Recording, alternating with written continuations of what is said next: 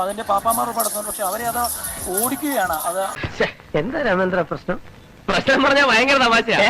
ആന വാഹനങ്ങൾ തകർത്തിട്ടുണ്ട്. 3 കാറും ബൈക്കും ആനയെ കൊണ്ടുവന്ന ലോറിയും സൈക്കിളും ആന തകർത്തു. സമയമുണ്ടായിരുന്നു ഇതൊക്കെ പൊളിക്കായിരുന്നു. നേരത്തെ ഇവിടെ നിന്ന് മനസ്സിലാക്കിയത് പ്രകാരമാണെങ്കിൽ കുളിപ്പിക്കുന്നതിനിടെ ഒരു പാപ്പാൻ ആനയെ അടിച്ചതോടെയാണ് ആന പ്രകോപിതനായത് എന്നുള്ളതാണ്, ഇടിഞ്ഞത് എന്നുള്ളതാണ് മനസ്സിലാക്കുന്നത്. കളയ്ക്കാനുള്ള ശ്രമം അത് നടത്തുന്നുണ്ട്.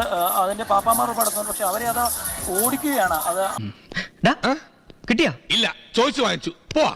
എലിഫന്റ് സ്ക്വാഡിലെ ഉദ്യോഗസ്ഥർ വീണ്ടും ബൈക്കുകൾ ഉൾപ്പെടെ, അവിടെ ഉണ്ടായിരുന്ന ബൈക്കുകൾ ഉൾപ്പെടെ ആന അത് ഇടിച്ച് മറിച്ച് ഇട്ടു, നിലത്തേക്ക് ഇട്ടു. കിട്ടിയ മുതലും പലിശ ചേർത്ത് കിട്ടി. നിലവിൽ ആന അവിടെ തന്നെ നിൽക്കുകയാണ്. അതിനെ നിയന്ത്രിക്കാൻ ഒരു കാരണവശാലും സാധിക്കില്ല. പക്ഷേ ഈ കാഴ്ചക്കാരായി എത്തിയ അതിന്റെ ചുറ്റും നിൽക്കുന്ന ആളുകൾ അത് അവിടെ വന്ന് ഇരുന്നൊക്കെയാണ് കാഴ്ച കാണുന്നത്.